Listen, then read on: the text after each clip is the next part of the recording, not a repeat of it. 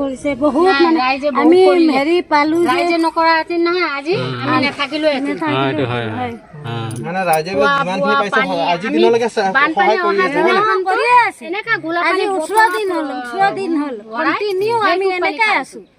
ৰাতিপুৱা ইমান পানী পৰা মানুহ আহে বস্তু দিবলৈ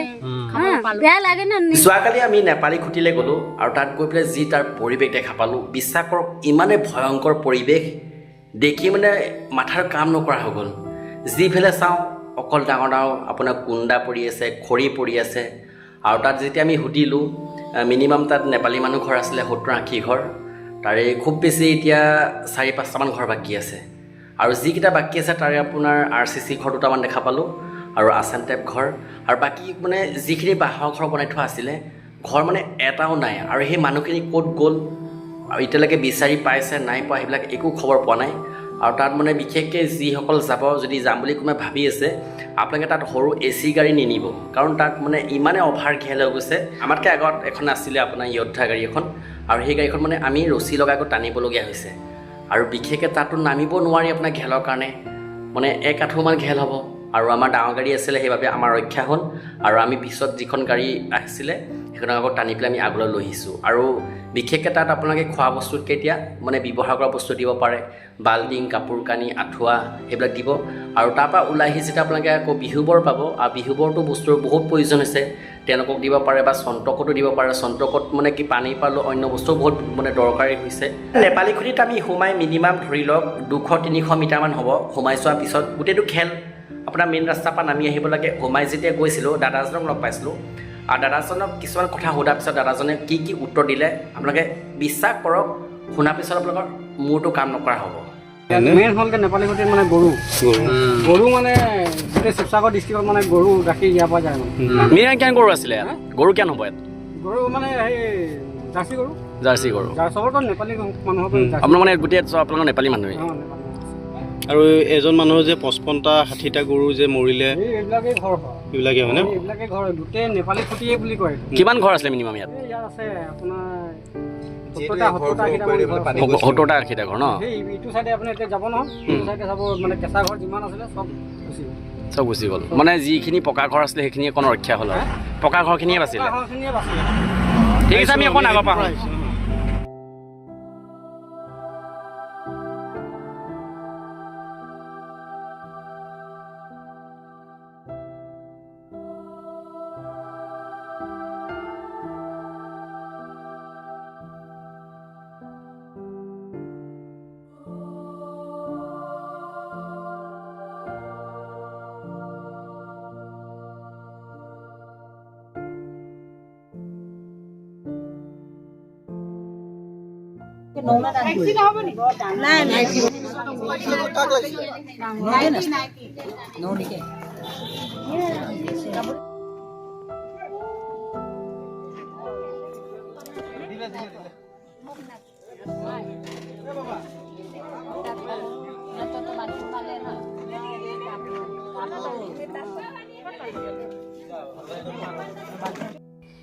আৰু সোমাই আহোঁতে আপোনালোকে দেখা পাব নেপালী খুঁটি অৱস্থা এনেকুৱা মানে গোটেই ঘেল ভৰ্তি হৈ আছে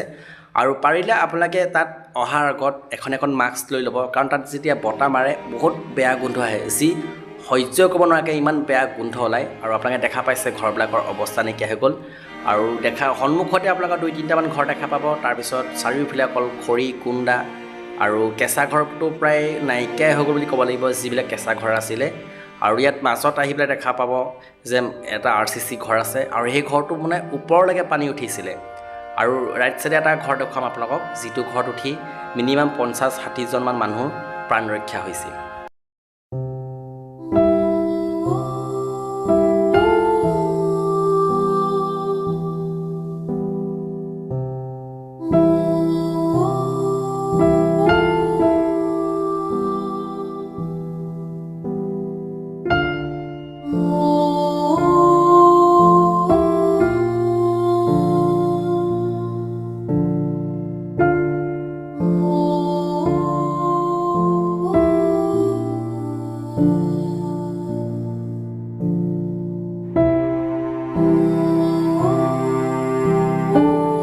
দেখা পাইছে নেপালী খুঁটি অৱস্থা কি হৈ আছে দেখা পাই বহুত বেয়া লাগিছে যি আমি প্ৰায় দেখা পাই আছিলোঁ ছ'চিয়েল মিডিয়াত বা টিভিত দেখা নিউজ চেনেলত দেখা পাই আছিলোঁ বৰ্তমান নেপালী খুটি অৱস্থা ইয়া সোমাই মানে কি ভাষা নাই আপোনালোকক ক'বলৈ যে ইয়াৰ পৰিৱেশ কেনেকুৱা হ'ব লাগে 200-300 মিটাৰমান সোমাই আহিছোঁ ভিতৰলৈ 200-300 মিটাৰ সোমাই আহোঁতে পৰিৱেশ যেতিয়া এনেকুৱা হ'ব আৰু ভিতৰলৈ কেনেকুৱা পৰ্যায় হ'ব লাগিব আপোনালোকে নিজেই চিন্তা কৰক মানে দেখা পাই বহুত বেয়া লাগিছে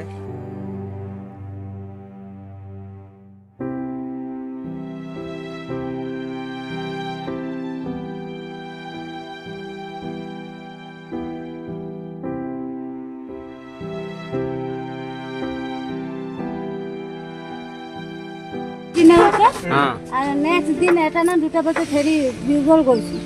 নাও আহি লৈ গ'ল এতিয়া তাত গৈ খিচৰি বনাই আছিলে এইটো খালোঁ আৰু কি কৰিম য'ত ত'ত ৰাস্তাত আছিলোঁ এতিয়া যিহেতু ৰাজ্যৰ সহায় কিবা পাইছেনে ৰাজ্যটো কৰিছে দি আছে হয় না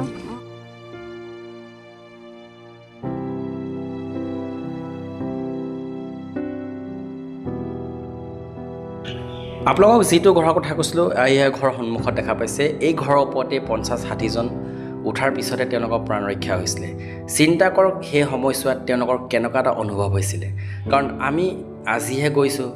আজি গৈ আমাৰ মনত ইমানে বেয়া লাগিছে আমাৰ মনত দুখ লাগিছে তেতিয়া তেওঁলোকে থকা সময়ত তেওঁলোকক কেনেকুৱা অনুভৱ হৈছিল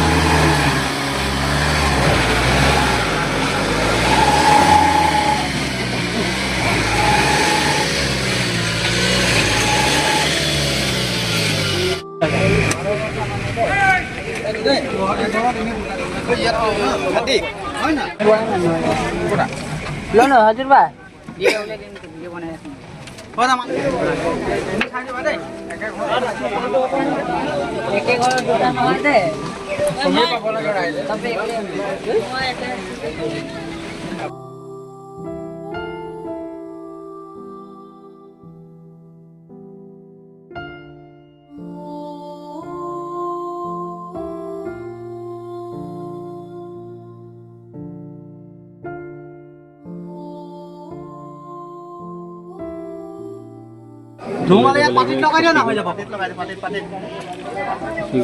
হৈ যাব তাত দিলো হৈ যাব চব অৱস্থা ইমান ভেল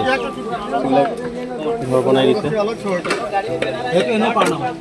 মালি আহিছিলে ঘৰ আছিলে এটা মানুহ পোৱা নাই এটা পোৱা নাই সেইটো চাই ইমান চব পুট খাই এতিয়ালৈকে বিচাৰি পোৱা নাই ন